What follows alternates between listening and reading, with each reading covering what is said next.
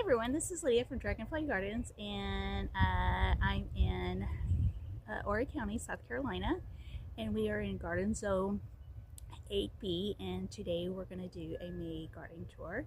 And I'm standing in front of the Chinese privet again, but as you can see, all the blossoms are gone. It smelled like a gardenia when the blossoms were in bloom, which is very nice. But anyway, let's walk around and see what's going on. So in the little square container, I planted some Sweet Williams, which were really nice. I'm still waiting on seeds to come up in the blue flax and the Shasta daisy, also in the forget-me-nots and the 4 o'clocks. However, the painted daisies are doing very well. Of course, these are really pretty still, and the Sweet William is good. I did trim back some of these blossoms. I really hope some more starts to come out.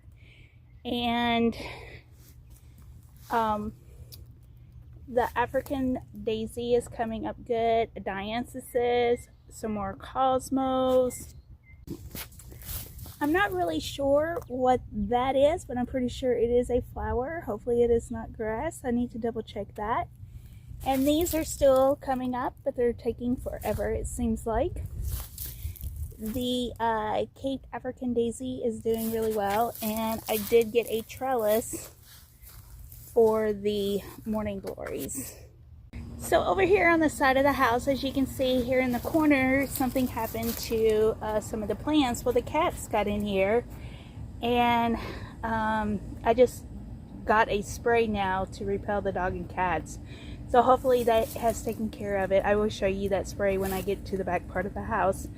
But I'm still having some blooms come up, which is great.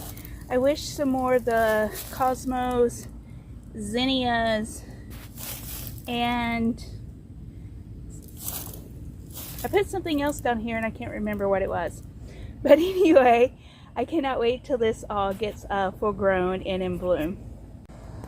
The garlic is doing very well. And that's my water hose hanging over the top of the thing because I watered last night. I gotta water every day because it is like 80 degrees plus here. My aloes are doing well, but I have to keep them in the shade because it's so hot here that they will turn red and then they will die off in, like, I don't know, they just don't do certain well. They have to have a little bit of shade.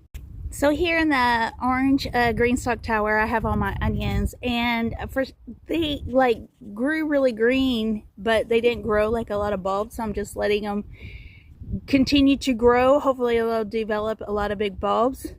And even though I watered yesterday, as you can see, it looks like I need to water again because it just gets so hot here. The Hubbard squash is getting bigger and things, but it looks a little wilty because, again, I mean, it just gets so hot here.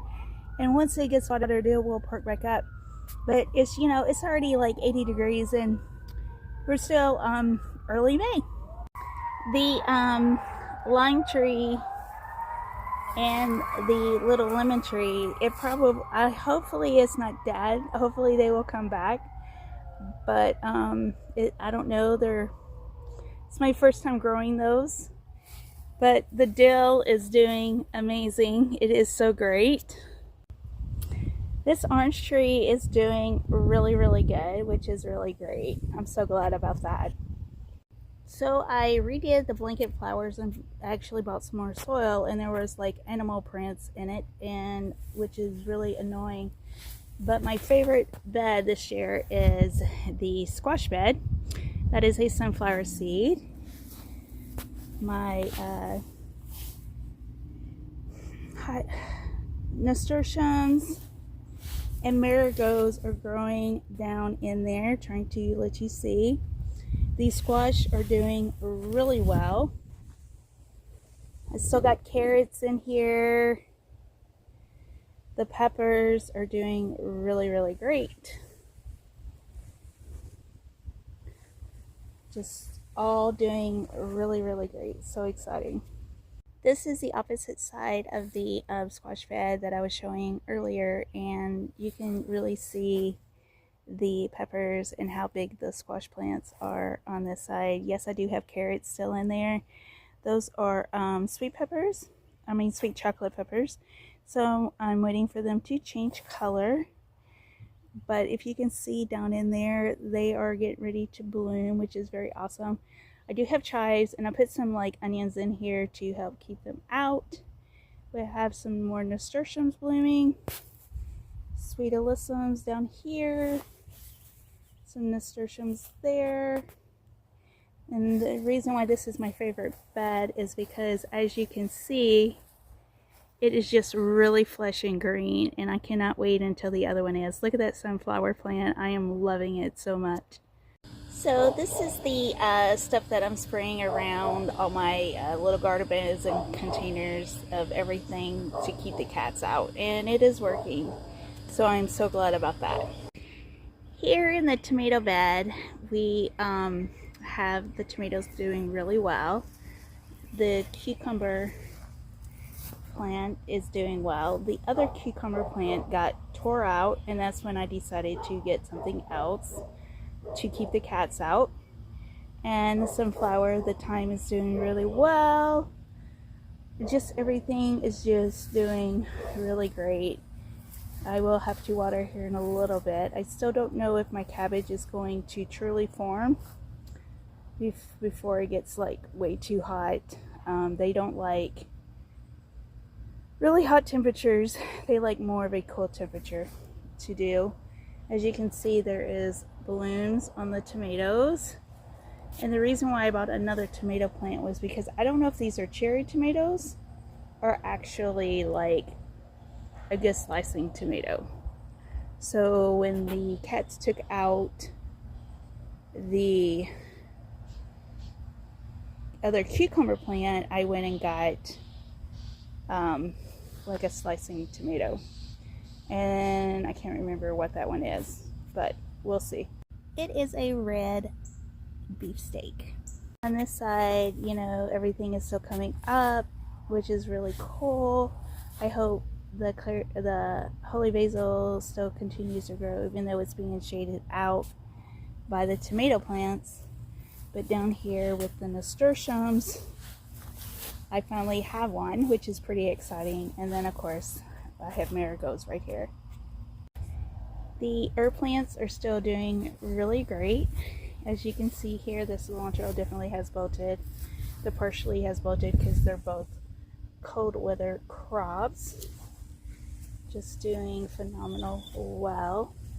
I redid the anise because cats got into it.